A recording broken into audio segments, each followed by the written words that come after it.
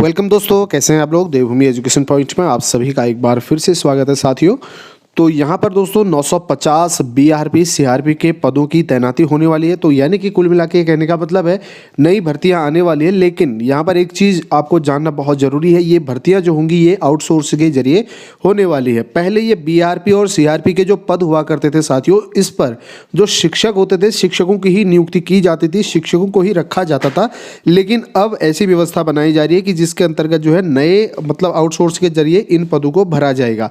अब यहाँ पर क्या सही है, क्या गलत है, या क्या ऐसा सही है, या किस तरीके से होना चाहिए, इसकी बात अभी फिलहाल मैं नहीं करूंगा। बस इसके बारे में हम थोड़ा डिटेल में बात कर लेते हैं, ये क्या चीज़ है और कब तक इसका जो है पूरी प्रोसेस होने वाली है।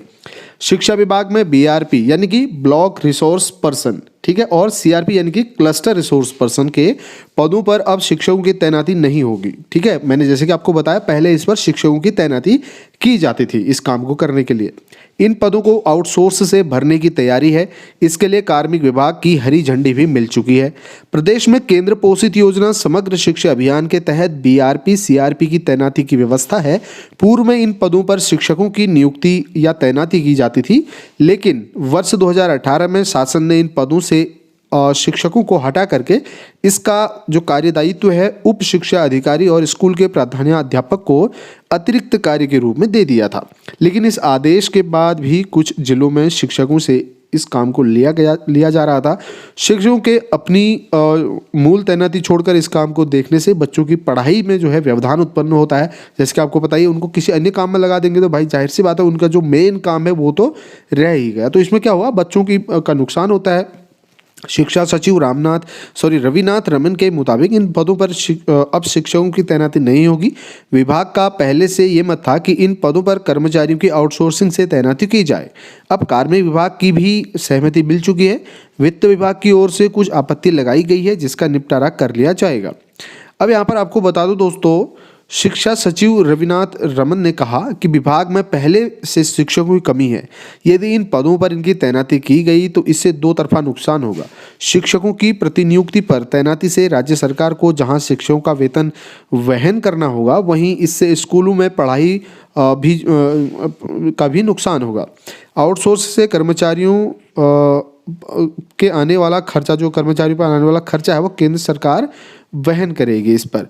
तो सीआरपी बीआरपी कक्ष से 8वीं कक्षा तक के बच्चों को मिड डे मील, मुफ्त किताबें, स्कूल ड्रेस सहित जो अलग अलग योजनाएं हैं इनकी निगरानी का काम करते हैं और इनसे शिक्षा गुणवत्ता में सुधार को लेकर भी काम किया जाता है। अब बात करेंगे शिक्षकों में इन पदों के लिए होड़ रहती है। ठीक है, अब क्यों रहती है ये तो भाई वही बता सकते हैं, या फिर हम ज़्यादा इस पर बात नहीं करेंगे। शिक्षकों में सीआरपी बीआरपी के पदों पर तैनाती के लिए होड़ लगी रहती है। उनकी ओर से उच्च स्तर से इन पदों पर तैनाती के लिए सिफारिश लगाई जाती है।